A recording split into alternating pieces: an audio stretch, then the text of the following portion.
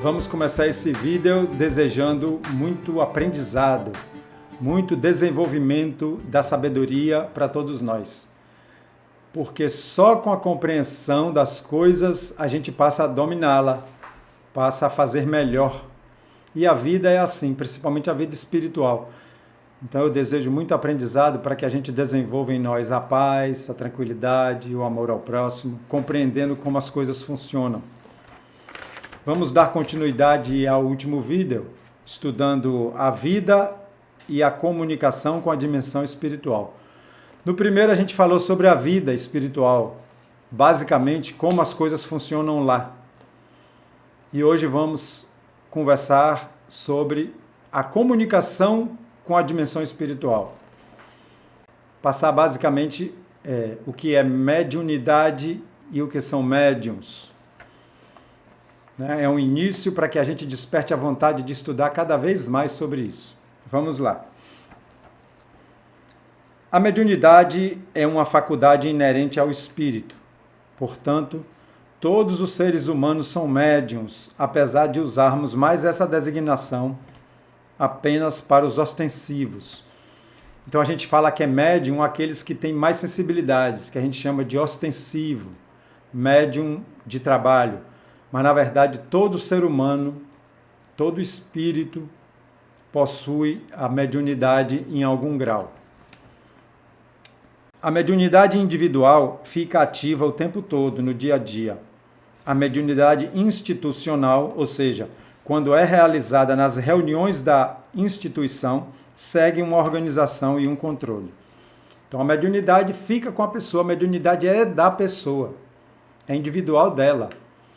E ela segue no dia a dia, ela não fica dentro do centro espírita depois que você sai de lá. Não. Você vai estar atuando com essa mediunidade constantemente, uma conexão com os espíritos, uma conexão com a vida invisível. Mas quando você entra numa instituição, e a gente está falando aqui sobre o espiritismo, né? Quando você entra na casa espírita para trabalhar, ali você obedece regras da instituição, de horário, de estado, né, de sobriedade, de postura. Então você vai obedecer a regra para usar essa mediunidade quando você está no centro espírita. Mas no dia a dia, ela continua com você, ela não desliga. Em algumas pessoas, ela se manifesta de modo mais evidente, em outras de modo mais discreto, mas que pode ser desenvolvida. Em todos nós, independente do grau, existe essa possibilidade de conexão entre mentes em dimensões diferentes. Porém, só a percebemos mais na comunicação entre encarnados e desencarnados. Então, a mediunidade não só é para essa comunicação com os desencarnados, mas ela também funciona entre as mentes dos encarnados, ela funciona também num processo que não tem espírito comunicando, por exemplo, a dupla vista, que o médium que tem a dupla vista, ele consegue ver alguma coisa acontecendo em outro ambiente, fora de onde ele está. Então vamos entender essas coisas. A mediunidade possibilita o relacionamento entre as dimensões, que acontece de modo consciente ou inconsciente, e sem o uso dos sentidos do corpo carnal. Quer dizer, não precisa dos 5 sentidos que a gente tem: visão, olfato, gustação, audição e tato. Não precisa. O médium que vê ali a manifestação do espírito, ele vê até de olho fechado. Se ele escuta, ele pode tampar os ouvidos que ele vai continuar escutando, porque não é por esses órgãos que o médium escuta.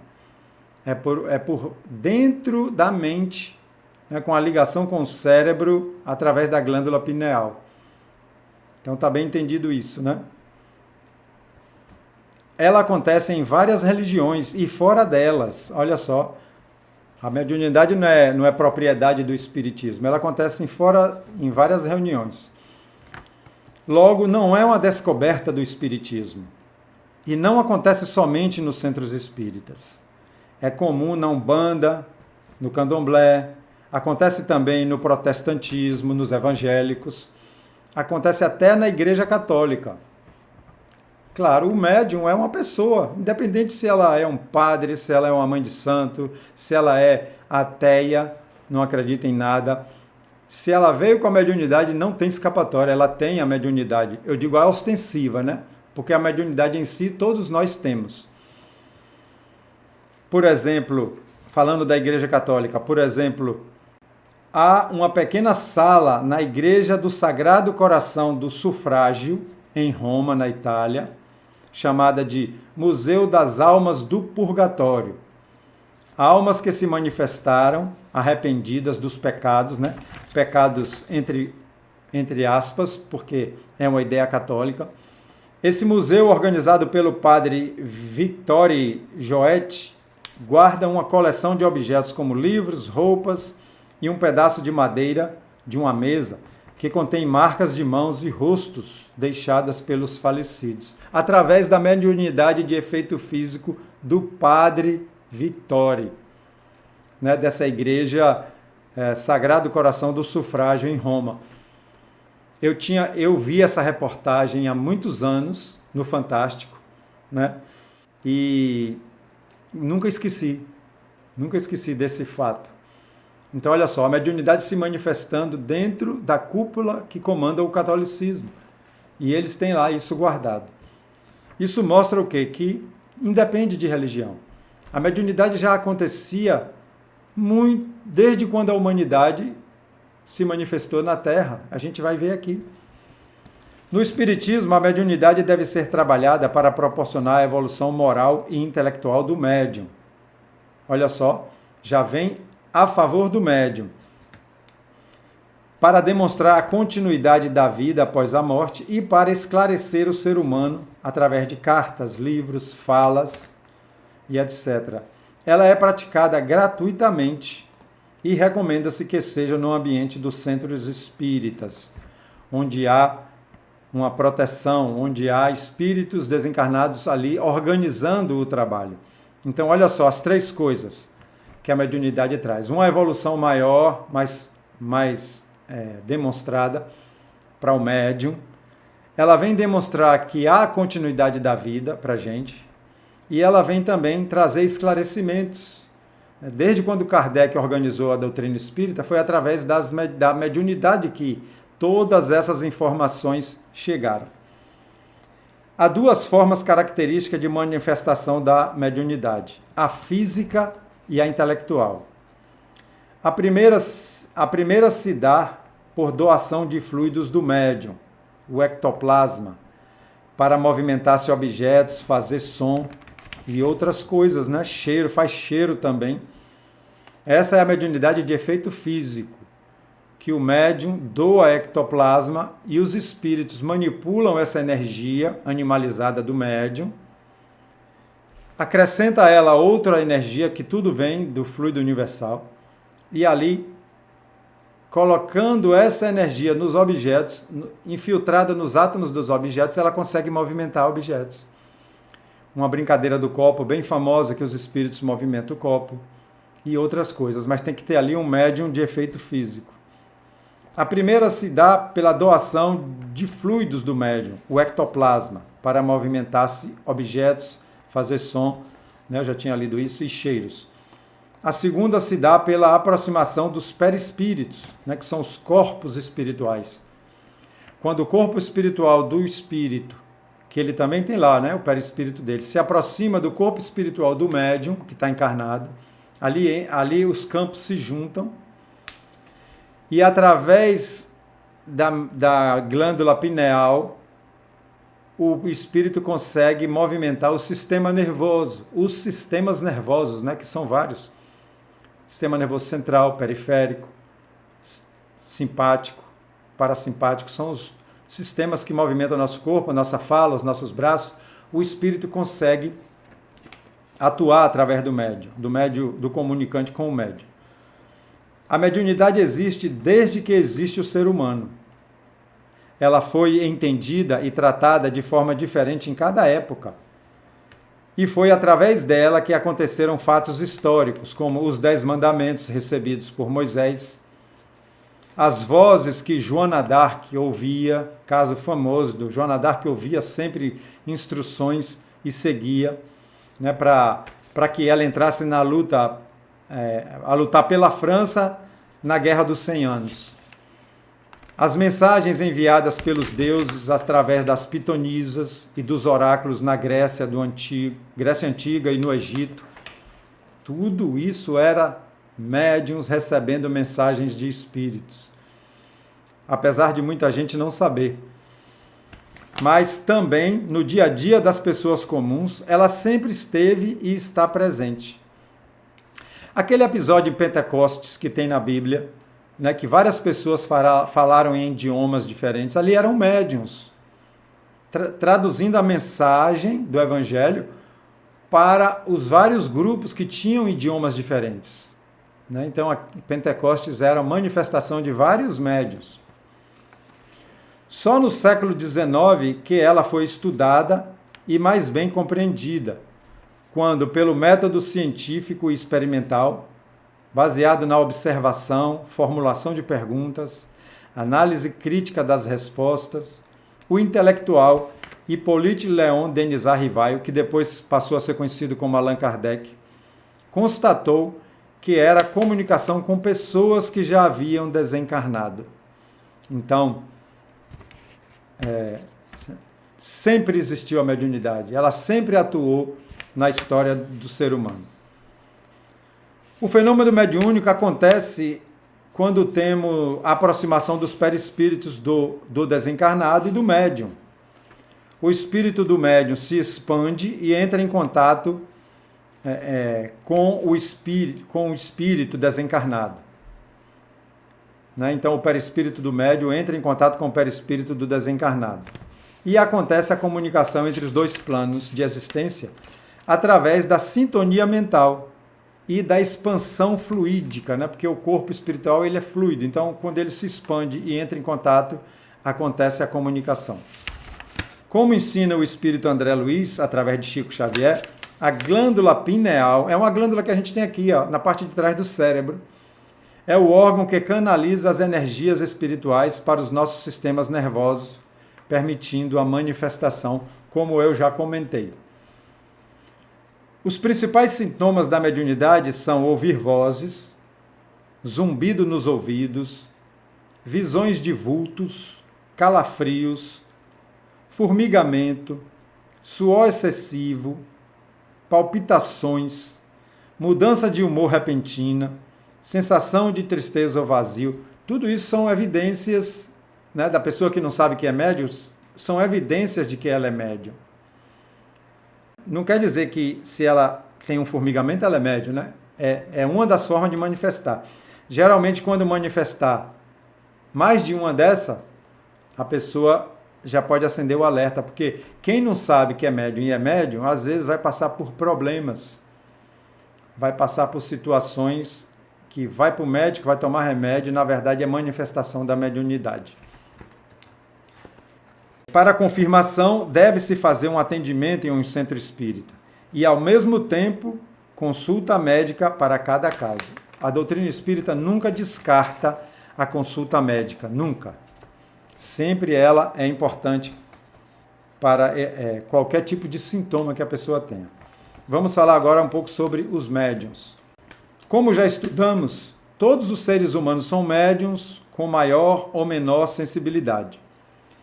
Isso quer dizer que todos nós estamos em comunicação com as dimensões espirituais por pensamentos, intuições, orações, sonhos, sentimentos e emoções. Olha quanta coisa nos faz contato com o mundo espiritual. Você está orando, as emoções que a gente sente, sintoniza emoções iguais no mundo espiritual, né? Intuições. São esses que também não têm a mediunidade ostensiva, mas está em contato com o mundo espiritual. Existem vários tipos de médiuns, tais como os de efeitos físicos, sensitivos, audientes, de psicofonia, de psicografia, de pictografia. Tudo são formas de manifestação da mediunidade. O estudo é primordial para entender bem a mediunidade e o trabalho, começando pelo livro dos médiuns. Então, olha só, vou repetir aqui. Sensitivos, sente a presença, sente as coisas, né? Tem as de efeito físico, que a gente falou, de movimentar objetos. Os audientes, que escutam os médiuns, que escutam os espíritos. Psicofonia, que o espírito fala através do médium. Psicografia, que o espírito escreve através do médium. E a pictografia, que o espírito pinta telas através do médium. Aquela família Gasparetto, mãe, os 2 filhos, pintavam telas, né? Quer dizer, os espíritos pintavam tela através deles. Antes das revelações do espiritismo, os médiuns ostensivos eram considerados adivinhos, profetas, evocadores de espíritos, xamãs, pajés, magos, bruxos, sacerdotes e etc. Né? Feiticeiros que foram queimados na fogueira. Olha só, quando a gente tinha ignorância, antes do esclarecimento da doutrina espírita, os médiuns recebiam todos esses nomes, né? Com a nossa falta de conhecimento. Agora, com a luz dos espíritos da codificação, já aprendemos que eles são pessoas que têm um contato mais direto com as pessoas desencarnadas, e junto a isso vem a responsabilidade quanto ao uso da sua mediunidade. Então, quem já compreende a importância da mediunidade passa a ter essa responsabilidade maior. O médium não tem poder de estabelecer uma comunicação ou outro fenômeno mediúnico sem que o espírito queira participar, né, dessa comunicação. Mas podem provocar fenômenos anímicos, como eu falei, né, no início. Tem aquela mediunidade que age sem o espírito, como a telepatia, a vidência, o desdobramento, a dupla vista. E, a depender da mediunidade de cada um, essas são chamadas de fenômenos anímicos. Anímicos são fenômenos do próprio médium, que não depende de um espírito estar ali. Muitos médiuns nascem com a faculdade ostensiva para seu aprendizado e educação espiritual. Vêm não só ajudar os espíritos sofredores, mas também serem intérpretes dos bons espíritos, trazendo mensagens de consolo e orientação, cartas de familiares, mas principalmente para promover o próprio crescimento. Então, os médiuns trabalham em tudo isso que a gente falou. Traz essa possibilidade da gente aprender com os espíritos desencarnados. Há médiuns que reencarnam com a missão de construir instituições de grande ajuda para a humanidade, comunicando diretamente ou intuído, né? Então, ele reencarna, os espíritos que eram amigos dele, que planejaram junto com eles, começa a trabalhar junto a esses médiuns para construir instituições como La Harmonia, em Salvador, a Cidade da Luz, a Mansão do Caminho, as Casas André Luiz, no Rio de Janeiro. E também fora do espiritismo, a obra de Irmã Dulce, é claro que tem ali espíritos intuindo. A de Madre Teresa de Calcutá. Então a mediunidade é usada assim. Né? Eu botei aqui, já dei esses exemplos, né? No entanto, não é por isso que fica obrigado a trabalhar se não tiver condições psicológicas ou vontade para tal. Afinal, há milhões de médiuns no mundo que não sabem, nem conhecem o espiritismo. Tenha certeza que eles estarão trabalhando de outra forma, mesmo sem saber. Então a gente fecha aqui dizendo que não existe essa obrigatoriedade, como às vezes o movimento espírita fala. Olha, você é médium, você tem que trabalhar, senão sua vida vai dar para trás. Nada disso.